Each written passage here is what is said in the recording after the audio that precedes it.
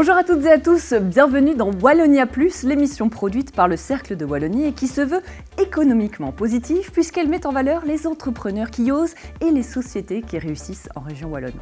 Wallonia Plus, ce sont aussi de belles histoires et des lieux connus de tous, comme par exemple le domaine des Grottes de Han. Dans quelques instants, dans la séquence On s'explique, Frédéric Bréban recevra d'ailleurs Brigitte Malou, l'administratrice déléguée de cette entreprise, car oui, les Grottes de Han, ce n'est pas qu'un domaine, c'est aussi une entreprise qu'il faut faire prospérer et sa responsable nous donnera sa vision en termes de gestion. La gestion, la vente, le marketing, c'est aussi la spécialité de notre célèbre Dr Sales qui viendra nous distiller dans Wallonia Plus ses précieux conseils pour doper vos résultats et votre bénéfice. Et enfin, pour terminer, nous mettrons un coup de projecteur sur une entreprise méconnue dans notre dernière séquence, la Wallonie qui gagne, la marque SIM fondée par deux amis qui s'est spécialisée dans les produits de soins bio de haute qualité. Mais d'abord, place à Frédéric Bréban et Brigitte Malou, administratrice déléguée du domaine des Grottes de Han. On s'explique, c'est parti.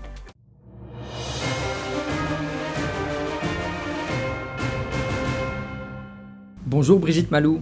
Bonjour Frédéric Bréban. Alors on s'explique ? On s'explique. Vous êtes l'administratrice déléguée du domaine des Grottes de Han. Tout le monde connaît les Grottes de Han, oui. Un vaste parc animalier de 250 hectares avec une très belle grotte.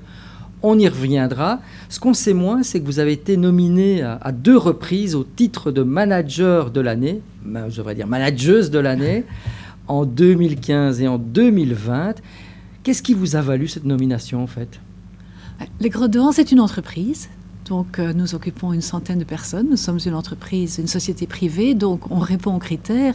Maintenant, ce qui a valu la nomination, je peux dire que c'était assez inattendu. On est une petite entreprise, concurrencée des personnes comme Fabien Pingers, par exemple. Ça paraît étonnant. Disons qu'on a beaucoup de visibilité. Comme vous le disiez, tout le monde connaît le domaine des Grottes de Han. Et donc, le fait qu'on ait développé tout un programme de redéploiement, qu'on ait rendu le domaine beaucoup plus visible, mais voilà, on parle de nous. Et donc, je pense que c'est ainsi qu'on a pensé à nous. Oui, je pense aussi que vous êtes très modeste parce que vous avez quand même repris les rênes du domaine des Grottes de Han en 2010 et vous avez quand même bien modernisé, ce qui vous a valu cette nomination. Je rappellerai que vous avez une longue expérience dans le domaine du management en industrie. Oui. Et effectivement, il y a 10 ans, vous choisissez de rejoindre le domaine des Grottes de Han. Mais pourquoi vous avez accepté ce défi au départ ? En fait, j'étais déjà au conseil d'administration. J'ai remplacé mon père, qui avait été président du conseil pendant plusieurs années, et dès les années 2000, et je l'ai fait un peu pour faire plaisir à papa. D'accord. Et puis, dans les années 2000, donc il y avait une érosion de visiteurs depuis plusieurs années qui s'est poursuite et qui nous a fait atteindre des niveaux de rentabilité négatifs. Donc, ça devenait inquiétant. Et puis à un moment donné, on a eu un changement d'administrateur délégué, on a cherché quelqu'un et certains de mes collègues m'ont demandé, j'étais en sabbatique justement à ce moment-là, si je ne voulais pas reprendre. J'avais eu l'occasion en tant qu'administrateur d'étudier plus à fond les chiffres de la société, de parler avec les différentes personnes et je me suis dit, bon, ce site est exceptionnel, il y a un potentiel énorme, c'est dommage de les laisser partir à rien et finalement, pourquoi pas ?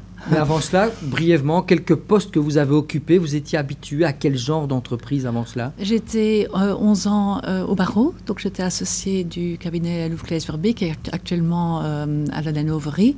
Puis j'étais en industrie, j'ai été secrétaire générale du groupe Etex, j'ai été directeur financier dans plusieurs entreprises, j'étais aussi responsable de l'exécution de projets dans la dernière société qui était De Smet Balestra, donc très varié. Oui, donc là vous avez côtoyé pas mal de créatures différentes et là aujourd'hui vous êtes au milieu d'autres animaux, ça vous change ? Ça me change tout à fait et ça me plaît. Ça va, c'est plus réjouissant ? Oui, tout à fait. Ok.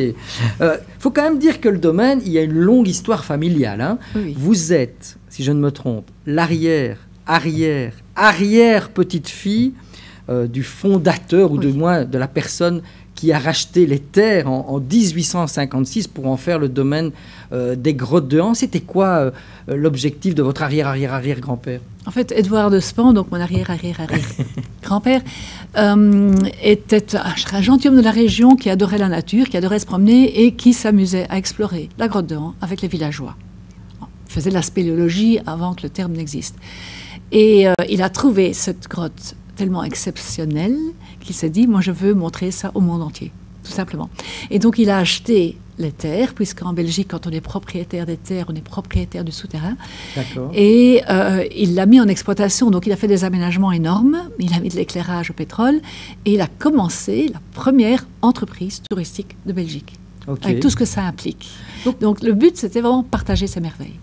Donc on comprend que la fibre familiale a quand même joué dans votre choix de changement de carrière il y a 10 ans pour revenir vraiment dans le management des grottes. Avec quels objectifs? C'est quoi votre mission? La même que votre arrière-arrière-arrière-grand-père? Oui, donc en fait, quand j'ai repris les rênes en main, je me suis intéressée à toute cette histoire familiale que je ne connaissais pas tellement bien. Et donc j'ai lu ce que je pouvais lire, j'ai essayé de comprendre qu'est-ce qui a animé nos ancêtres. Et donc j'ai défini la mission comme, voilà, nous sommes responsables d'un site naturel exceptionnel, d'une beauté exceptionnelle, d'un intérêt scientifique exceptionnel. Et quelque part, notre mission, c'est de le partager au monde entier et en même temps de le préserver. Donc, d'en préserver l'intégrité, le côté authentique, la biodiversité. Et donc, la mission, c'est partager et préserver. Et je m'insère dans cette mission de nos ancêtres. Je m'y insère parfaitement. Ça se fait aujourd'hui avec d'autres moyens. Donc, ce qu'ils ont fait dans le temps, par exemple, pour aménager la grotte, on ne le ferait pas aujourd'hui. Mais la philosophie, elle est la même. Oui. Alors, je le disais au début, Brigitte Malou, vous êtes très modeste. Parce que si on revient à votre management, vous arrivez en 2010, les domaines de Grottes de Han, c'est plus ou moins 4 millions de chiffre d'affaires. Il y a 265 000 visiteurs, c'est bien, c'est déjà pas mal. 9 ans plus tard, en 2019, je m'arrête à 2019 parce qu'après, on reparlera de la pandémie. En 2019, vous faites plus 50% de visiteurs quand même. Hein. On est passé à 380 000. Votre chiffre d'affaires, il a plus que doublé. Il est à 9 millions. Je le répète, ça vous a valu 2 nominations. Comment vous avez réussi ce challenge? Ça a été quoi votre recette pour relancer le domaine des Grottes de Han? Donc, en fait, quand j'ai repris les rênes en main en 2011, on s'est immédiatement mis au travail pour réfléchir mais comment va-t-on relancer le domaine? Parce qu'il y avait une érosion des visiteurs, mais depuis qui remontait à 96. Donc une érosion lente et dangereuse. Et donc on s'est mis avec toutes les équipes et avec le conseil d'administration à réfléchir, mais comment va-t-on faire pour redévelopper? On s'est fait aussi par un bureau de consultance qui a fait une étude qui a été financée par la région wallonne, que je remercie à cette occasion. Et on est arrivé à la conclusion qu'il fallait réenchanter l'expérience du visiteur, tant au niveau de la grotte que du parc, qu'il fallait garder notre ligne qui était expérience d'immersion dans la nature, authentique, mais autrement. Et donc le autrement s'est décliné de manière différente. Au niveau du parc, le gros changement, c'est qu'on a introduit la possibilité de visiter le parc à pied. D'accord. Donc vous avez fait des investissements ciblés pour mener à bien cette opération. Quoi exactement? Aménager le parc pour qu'il puisse être visité à pied, alors qu'avant il ne se visitait qu'en safari-car. Ça veut dire créer toute une série de cheminements, de clôtures. Une promenade, quoi. Une promenade, revoir les enclos. Par la même occasion, on a enrichi le parc, on a ajouté toute une série d'espèces. On a créé une canopée, une promenade dans les arbres. On a scénarisé la promenade avec des œuvres d'art, des panneaux didactiques, ludiques. Et c'est une œuvre qui continue. Donc à partir du moment où les gens visitent à pied, ils peuvent y passer la journée. Et donc on peut enrichir progressivement. Et vous avez aussi revu tout l'éclairage de la grotte. C'est vraiment au niveau de la grotte, je dirais que le premier défi, l'éclairage, il était vétuste. Et donc, on devait le remplacer. Et donc, on a attendu quelques années parce qu'il fallait d'abord avoir les sous pour remplacer cet éclairage. Puis, on s'est dit, évidemment, on passe au LED. D'ailleurs, aujourd'hui, la plupart des grottes sont en train d'envisager de passer au LED. Donc, de nouveau, là, on est pionnier. On a passé au LED. On l'a fait en étapes pour pouvoir un petit peu apprivoiser ce nouvel outil qu'est l'éclairage LED. On s'est rendu compte que l'éclairage LED mettait beaucoup mieux en valeur le côté naturel de la grotte. Donc voilà, on était très contents. Et on a travaillé avec des experts qui sont une entreprise allemande, Cave Lighting, que j'ai trouvée via Internet, et qui sont vraiment spécialisés en cave lighting, éclairage. Et donc là, vous avez amorcé, je dirais, une spirale positive, nouvel éclairage, une grotte qui se visite avec plus d'éclat. Et alors, je voulais aussi ajouter que la cerise sur le gâteau, c'est qu'on a remplacé le son et lumière qui se montrait à la salle d'armes au cœur de la visite. Et là, on a été contacté par Luc Petit, le grand scénariste. Le scénographe, c'est lui qui nous a contactés en disant « J'ai envie de faire quelque chose chez vous ». Comme nous, on envisageait de remplacer le son et lumière, on s'est dit « On va travailler ensemble ». Et il a créé un véritable bijou, donc une œuvre d'art en 3D, son, lumière, imagerie 3D, qui met en valeur la D'accord. grotte. Donc ce n'est pas un spectacle dans la grotte, c'est une mise en valeur de la grotte par le son et la lumière et l'image. La petite question piège très vite. Vous Oui. avez combien d'animaux là maintenant chez vous? On a une cinquantaine d'espèces différentes introduites. On a environ 500 animaux introduits. Ouais. Mais si vous comptez les espèces naturelles, on est dans les centaines de milliers, Oui, on ne va évidemment. pas parler des insectes non plus, on n'a pas fini. Les papillons, etc., qui sont très importants aussi. Bon, alors justement, je suis touriste belge. Comment vous allez me convaincre? C'est la petite minute marketing. Oui. Comment vous allez me convaincre? Moi, touriste belge, j'ai envie de passer une journée, voire un week-end, hein, vu que vous proposez aussi Oui. des logements. Oui. Pourquoi je viendrais chez vous plutôt qu'à Paradise, par exemple? Je dirais que ça n'a rien à voir. Ce sont deux choses tout à fait différentes. Nous, ce que nous offrons, c'est une expérience d'immersion dans une nature authentique, sauvage, superbe par elle-même, avec tout le biotope. Avec tous les Donc, biotopes, chez toute vous, il n'y la a pas vie. de tigres et d'éléphants. Non, ce sont les vraiment animaux de la région, de la région. dans leur environnement naturel. Donc c'est différent. C'est tout. Il n'y a pas d'autre argument. Je peux loger aussi. Je peux dormir dans les arbres, c'est ça? Oui, oui, vous pouvez dormir dans les arbres. C'est de nouveau une expérience d'immersion la nuit, en plein cœur du parc. Vous dormez à 3 mètres de hauteur. Et donc voilà, chaque fois, Ok. c'est une expérience unique. Un petit mot sur 2020 et 2021, des années très particulières. Je le disais, votre chiffre d'affaires, il était en croissance constante.